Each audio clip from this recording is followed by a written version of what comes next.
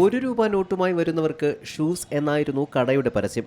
മാനാഞ്ചിറ വൈക്കം മുഹമ്മദ് ബഷീർ റോഡിലെ trend factory എന്ന കടയാണ് റീലോഞ്ചിനോടനുബന്ധിച്ച് ₹1 നോട്ടുമായി എത്തുന്നവർക്ക് ₹2000 വിലയുള്ള ഷൂസ് നൽകുമെന്ന് പ്രഖ്യാപിച്ചത്.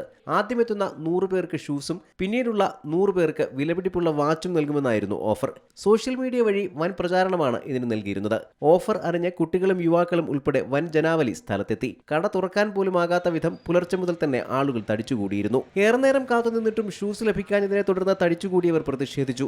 ആദ്യമെത്തിയ 200 പേർക്ക് സാധനങ്ങൾ നൽകിയെന്ന് സ്ഥാപന ഉടമകൾ വിശദീകരിച്ചു. ഓഫർ ലഭിക്കാതെ പിരിഞ്ഞു പോകില്ലെന്ന് പ്രഖ്യാപിച്ച ഇവർ പ്രതിഷേധം കടുപ്പിച്ചതോടെ ടൗൺ പോലീസ് സ്ഥലത്തെത്തി ആളുകളെ പിരിച്ചുവിടാൻ ശ്രമിച്ചെങ്കിലും ഫലമുണ്ടായില്ല.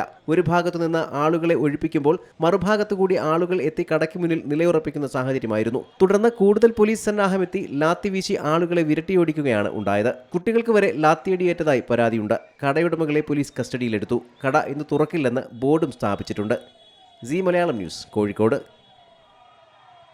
ഏറ്റവും പുതിയ വാർത്തകളും വിശേഷങ്ങളും വിരൽത്തുമ്പിലറിയാൻ സീ മലയാളം ന്യൂസ് എല്ലാ ഡിജിറ്റൽ പ്ലാറ്റ്ഫോമുകളിലും ലഭ്യം.